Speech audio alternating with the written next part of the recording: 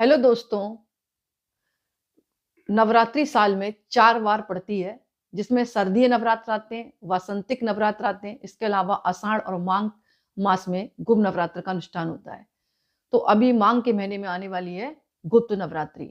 सर्वप्रथम तो आपको गुप्त नवरात्रि की बहुत-बहुत शुभकामनाएँ, बधाई, क्योंकि ये दिन जो है माँ दुर्गा की उपासना के लिए सर्वश्रेष्ठ माने गए और गुप्त नवरात्रों में 10 महाविद्याओं की पूजा का विधान है।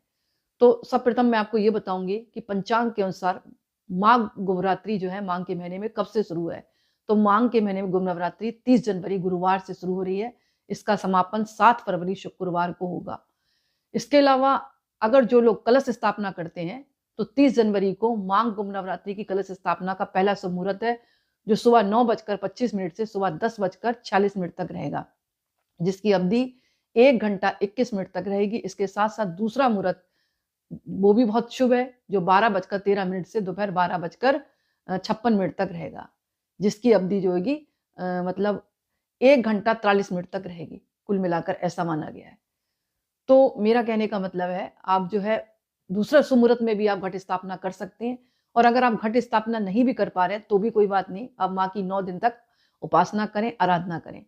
और पूजा विधि सेम वासंतिक नवरात्र और सर्दी नवरात्र की तरह रहती है। तो सुबह जल्दी उठकर स्नान करें, अगर आप व्रत रख सकते हैं तो व्रत रखें और घर की अच्छी तरह सफाई करें और एक जो है चौकी स्थापित करें, माँ की फोटो रखें और जैसे मैंने कलश स्थापना का आपको मुहूर्त बताया है, तो उस स्थापना मुहूर्त में आप कलश की स्थापना करें, देसी घी का दीपक जलाएं, गुड़हल के फूलों की माला माँ को अर्पण कर दें। अगर नहीं भी मिल रहा है तो गुलाब के फूलों की माला अर्पण कर दें। सिंदूर लगाएं माँ के। पंचामृत से माँ को स्नान कराना है आपको पहले, उसके बाद सिंदूर लगाएं। नारियल है, चुनरी है, फल है, मिठाई, यानी अपने अकॉर्डिंग आप पूजा करें। तो इस प्रकार तो आपको पूजा करनी है माँ की। और कलश स्थापना का जो सर्वश्रेष्ठ मुहूर्त मैंने आपको बता ही दिया, जो कि 30 जनवरी को 9 बजकर, आप नोट कर लेनी तो भूल जाएंगे, 9:25 से सुबह 10:46 तक रहेगा।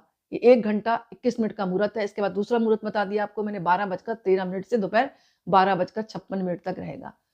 कुल मिलाकर ये जो अवधि रहेगी, इसकी जो है 43 मिनट की रहेगी। तो इस सर्वश्रेष्ठ मुहूर्त में अगर आप कलश स्थापना करते हैं, तो माँ की असीम कृपा आपके ऊपर बनी रहेगी और सुख समृद्धि और घर में बरकत आएगी।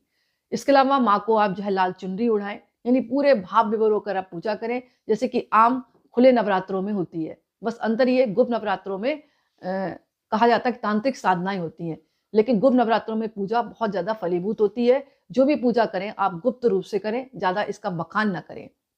इस तरह अगर आप पूजा करते हैं, फिर माँ की आरती करते हैं, दुर्गा सप्तशती का पाठ कर सकते हैं, दुर्गा चालीसा का पाठ कर सकते हैं और माँ के